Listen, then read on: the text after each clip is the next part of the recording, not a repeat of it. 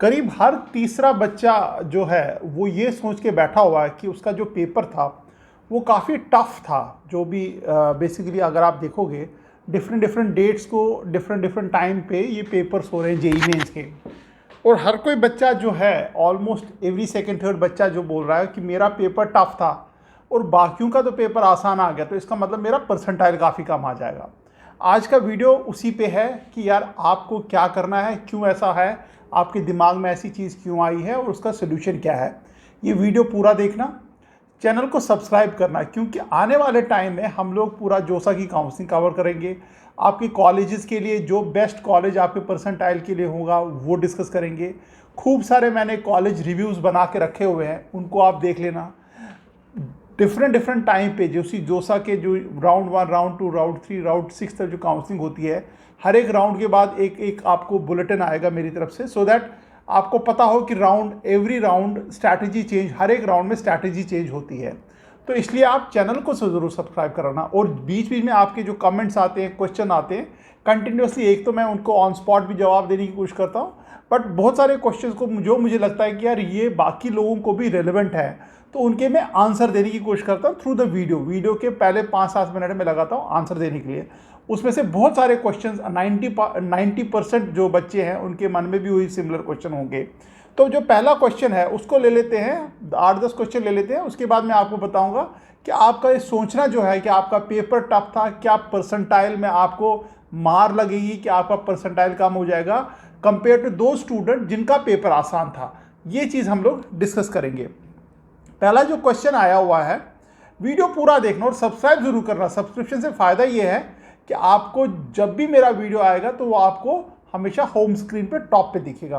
पहला जो क्वेश्चन है, if an exam day paper is tough then other day the percentile is low, is there weightage given to tough exam in AIR. इसका मतलब यह है कि जो टेस्ट पेपर टफ होता है और बाकियों के आसान आते हैं, तो क्या ऑल इंडिया रैंक कैलकुलेट करने के टाइम कुछ वेटेज दिया जाता है कि यार इनका तो टफ था बच्चों को, इनको थोड़ा सा कम ज़्यादा मार्क्स दे दो।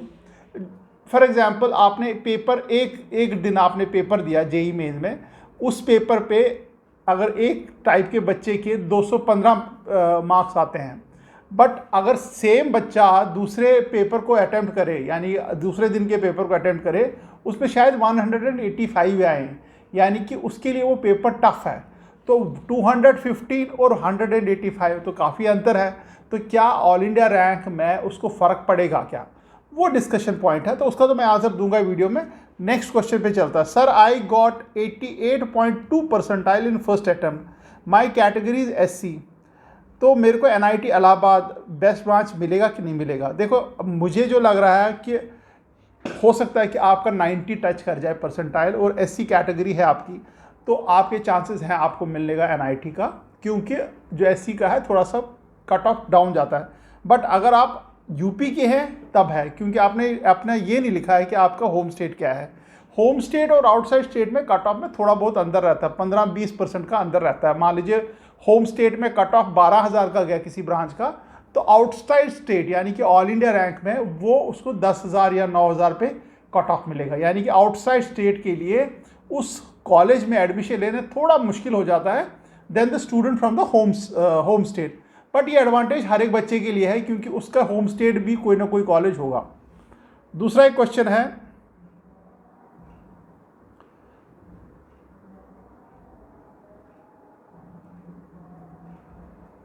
Sir can you please explain what is the importance of answer की रेस्पॉन्स शीट।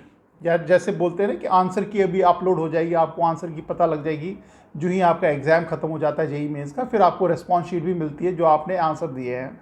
तो उसका सिग्निफिकेंस क्या है ये पूछ रहे हैं कि उनको आइडिया नहीं क्या। Actually my son appear for the second attempt has no idea about this process. देखो क्या होता है, जो ही आपका जेईई मेंस का एग्जाम खत्म हो जाता है उसके अगले 1-2 दिन में आंसर की अपलोड हो जाती है, यानी कि जो आपने पेपर दिया है उसके पेपर के आंसर एक्चुअली क्या क्या है, और आपकी जो रिस्पॉन्स शीट जो आपने भरा हुआ है वो आपको दिखाई जाती है ऑनलाइन। तो फिर आपको मैच कर रहा है कि यार आपके जो आंसर्स हैं वो ठीक है नहीं है, कहीं पे गड़बड़ तो नहीं है, वो सारा आपको चेक करना पड़ेगा कि आंसर की में ये दिए हुए आपने आंसर दिए, सो दैट आपको एक टेंटेटिव मार्क्स पता लग जाते हैं। अगर उसमें कहीं आपको डिस्प्यूट लग रहा है कि यार ये तो आंसर गलत है, मेरा आंसर ठीक है, इन्होंने जो आंसर की में आंसर दिया है ये तो गलत है आंसर, हो सकता है, होता भी है ऐसा, तो तब आप डिस्प्यूट रेज कर सकते हैं। या कुछ और भी आपके जो रेस्पॉन्स शीट है जो आपने वहाँ पे आंसर की भरी हुई है, जो फिलअप किया हो, उसमें कुछ गड़बड़ दिख रही है, तो आप क्विकली तुरंत उस पर आप एक्शन ले सकते हो through the online portal only. तो ये उसका फ़ायदा है। तो इसको थोड़ा सा प्रोसेस को आप सीरियसली ले। Which NIT will meet for general category 99%, इनका मतलब है कि 99 परसेंटाइल में कौन सा NIT मिलेगा। हर कोई NIT आपको 99 परसेंटाइल पे मिलेगा, यानी कि 99 परसेंटाइल हो गया ऑलमोस्ट आपका ऑल इंडिया रैंक जो होगा वो होगा 9,000 और 10,000 के बीच में। क्योंकि 1%, मान लीजिए 10 लाख बच्चे बैठे हैं, कैसे कैलकुलेट हो रहा है, 10 लाख बच्चे बैठे हैं और 1 परसेंटाइल अगर हो गया वो 10,000 बच्चों का हो गया, यानी कि अगर 99 परसेंटाइल है एग्जैक्टली तो आपका 9 और 10,000 के करीब आपका रैंक होगा। तो 9-10,000 में आपका आसानी से हर कोई NIT आपको अच्छी ब्रांच मिल जाएगी और मोस्ट ऑफ द जो कॉलेजेस हैं वहाँ पे आपको कंप्यूटर साइंस मिलेगी, इंक्लूडिंग IIITs ऑल्सो। एक और क्वेश्चन है, sir I scored 99.4 percentile and I have Delhi state quota, then which is the best computer science college can I get. देखो, अगर computer science point of view से दिल्ली की बात कर रहे हो तो IIIT दिल्ली मेरे हिसाब से अच्छा है। बट अगर आपका कंप्यूटर साइंस जस्ट आप ले रहे हो because everyone is going for computer science, तब आपके पास NSUT और DTU का भी ऑप्शन है। बट हैविंग सेड दैट, जो IIIT दिल्ली का कंप्यूटर साइंस है, the subject, the academics itself is much superior than DTU और NSCT, क्योंकि आपके जो पहले दिन से आपका वहाँ कंप्यूटर साइंस शुरू हो जाता है, जबकि DTU और NSCT में आपका थोड़ा एक सेमेस्टर के बाद शुरू होती है और जो डेप्थ है करिकुलम की IIIT दिल्ली की बेटर है। अगर आप कंप्यूटर साइंस में अगर मान लो कल को MBA वगैरह करना चाहते हो तो आपके पास DTU बेटर ऑप्शन है, क्योंकि DTU में MBA का कल्चर है। IIMs के काफ़ी सारे बच्चे जो है वो DTU से भी होते हैं।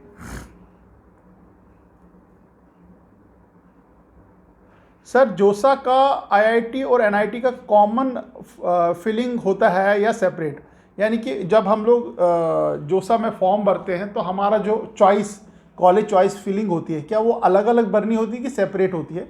कॉमन होती है, उसकी आपको अलग से नहीं देना। जैसे मान लीजिए आपने IIT नंबर 1 2 3 ऐसे लिखा, बीच में आपको NIT भी चाहिए तो NIT भी आप डाल सकते हो। तो बेसिकली आपके 2 कॉलम्स होते हैं, एक यहाँ पे आपकी जो है चॉइस फिलिंग आ जाती है और यहाँ पे कॉलेजेस आते हैं।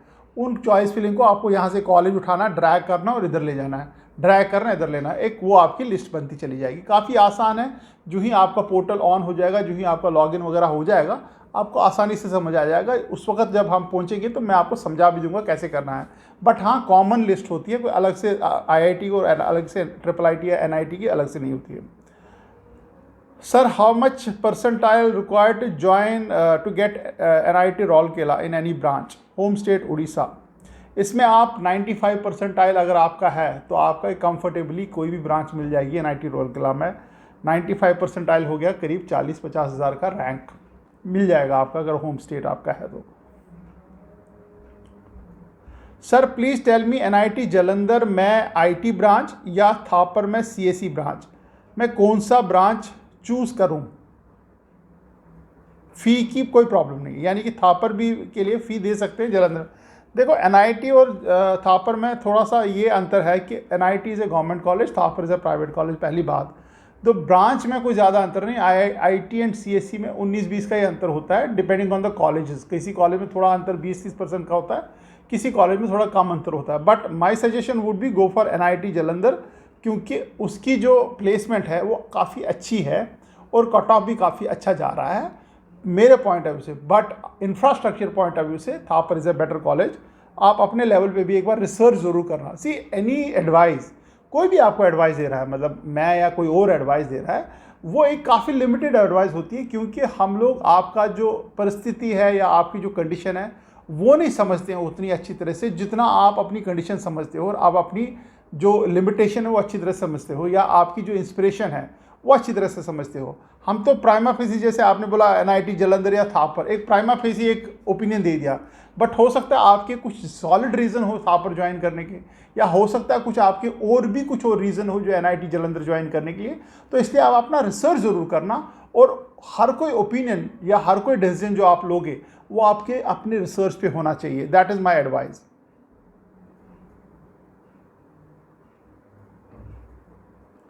सर 96 परसेंटाइल पे विच NIT and branch, home state UP. NIT Allahabad आपके लिए बेस्ट है, उस पर 96 पे आपको मिल जाएगा। आपको मैकेनिकल टाइप की ब्रांच मिल सकती है, इलेक्ट्रिकल, इलेक्ट्रॉनिक्स और कंप्यूटर साइंस नहीं मिल सकती, क्योंकि ये करीब करीब 40,000 का रैंक है आपका।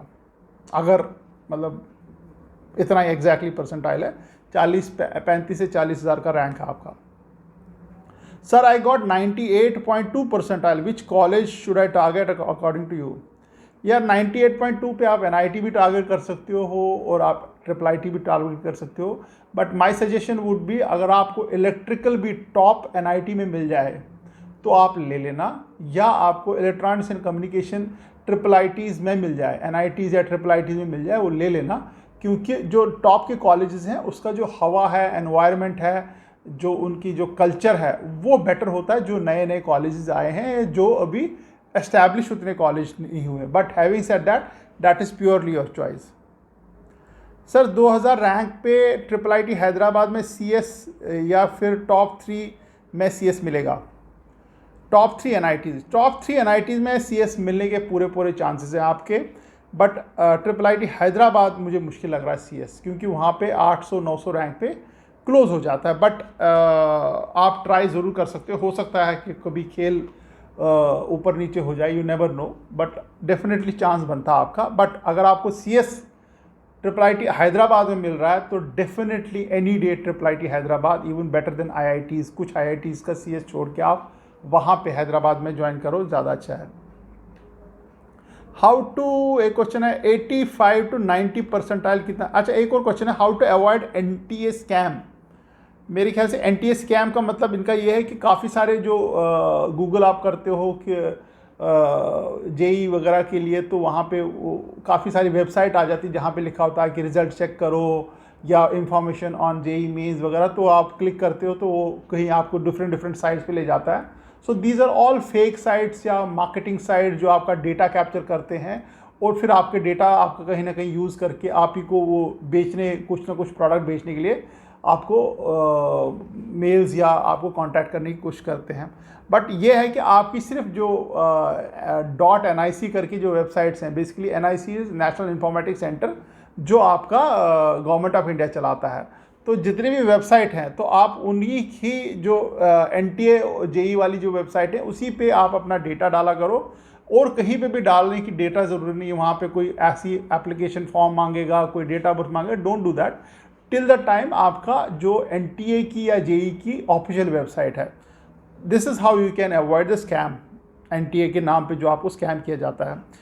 दूसरा क्वेश्चन है 85 to 90 परसेंटाइल कितने रैंक होगा।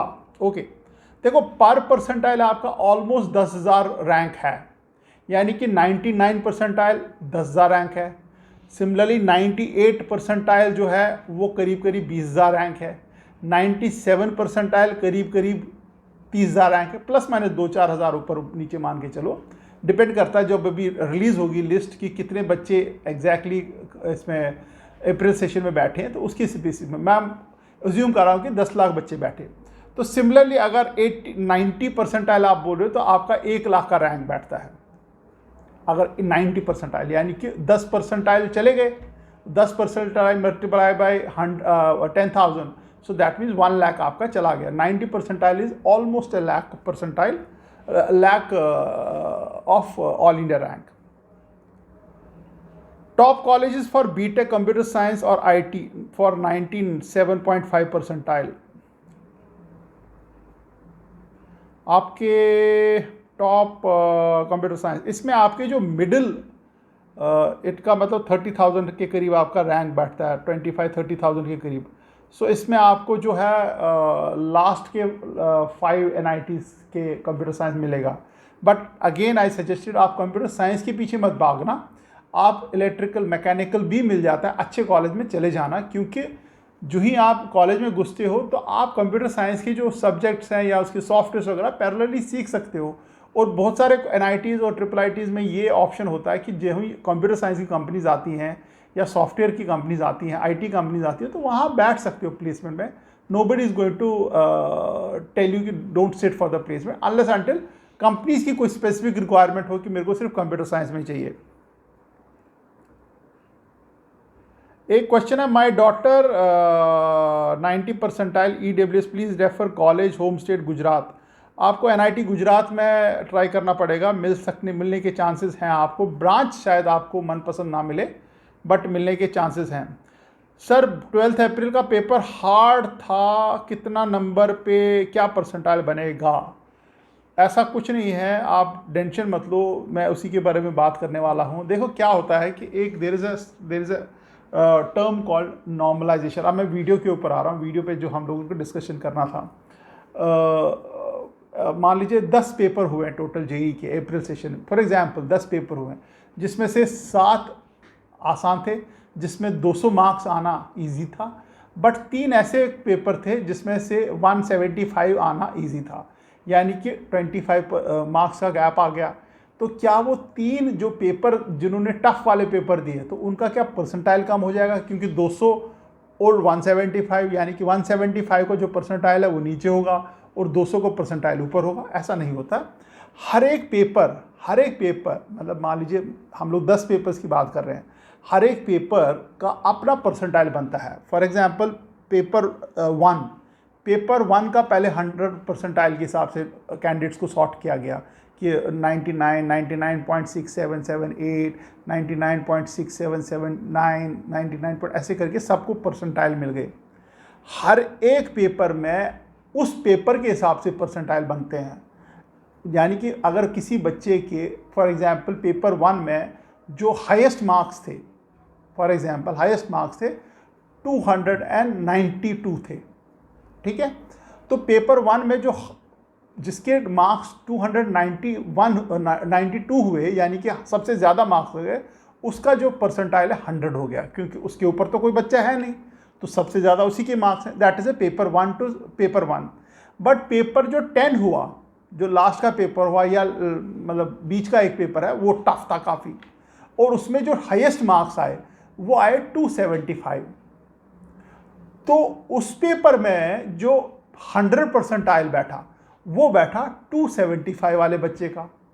आप समझ रहे हो मेरी बात? यानी कि जिसके मार्क्स 292 आए उसको भी 100 परसेंटाइल मिला उस पेपर में, और जिसके 275 आए डिफरेंट पेपर में जो टफ था, जो मुश्किल था, उसको भी 100 परसेंटाइल आए. इसका मतलब आप परसेंटाइल में मात नहीं खाते. फिर उसके बाद एक नॉर्मलाइजेशन का प्रोसेस होता है, जिसका एक फॉर्मूला है पूरा. जो ही आप इसका एडमिशन ब्रोशर, इंफॉर्मेशन ब्रोशर खोलोगे, उसमें आप नॉर्मलाइजेशन प्रोसेस देखोगे, वो पूरा फॉर्मूला उन्होंने रखा हुआ, हर एक पेपर का नॉर्मलाइजेशन प्रोसेस है. सो इसका मतलब ये है कि अगर आपका टफ पेपर था और आपके सब बच्चों के मार्क्स कम आ रहे हैं, तो आपको एडवांटेज या डिसएडवांटेज कुछ भी नहीं है. आपको you will be treated at par with other papers also, क्योंकि हर एक पेपर का अपना अपना परसेंटाइल निकलेगा और हर एक पेपर का एक नॉर्मलाइजेशन प्रोसेस है. तो ये कोई ऐसा नहीं कि सिर्फ जेई के लिए नॉर्मलाइजेशन प्रोसेस है, ये वर्ल्ड वाइड यूज़ होता है. मैं आपको एग्जांपल देता हूँ. फॉर एग्जांपल आपने हार्वर्ड में अप्लाई किया या कोई यूएस के कॉलेज में अप्लाई किया. अब इंडिया से जो मार्क्स जाते हैं वो जाते हैं 95, 96%, 98% बच्चों के मार्क्स आते हैं 12th में. But on the other hand a country like, for example ही दे रहा हूँ मैं, कंट्री लाइक मतलब युगांडा में जो बच्चों के मार्क्स आते हैं 12th में, वो आते हैं 85, 86, 75, 78. तो इसका मतलब क्या हुआ कि इंडिया के बच्चों को एडमिशन मिलना चाहिए और युगांडा के बच्चों को नहीं मिलना चाहिए? नहीं, वहाँ पे भी एक नॉर्मलाइजेशन प्रोसेस फॉलो करते हैं कि यार किस बच्चे के टॉपर के कितने हैं, फिर उसके बाद क्या उसका परसेंटाइल चलता है. So they also create a percentile of countries का. इस कंट्री का परसेंटाइल ये है और इस कंट्री का परसेंटाइल ये है, बेस्ड ऑन देयर मार्क्स. और फिर उसके हिसाब से देखा जाता है कि इंडिया का जो 98% वाला जो बच्चा है वो युगांडा के 78% या 85% के बराबर है. सो वो रिलेशनशिप निकलता है. तो उससे जो युगांडा के बच्चों को डिसएडवांटेज नहीं होता है और इंडिया के बच्चों को एडवांटेज नहीं होता है. सो यूनिवर्सल फॉर्मूला है ये, कोई ऐसा नहीं कि जेई के लिए स्पेशल फॉर्मूला बनाया गया है. This is a universal formula used across all the exam.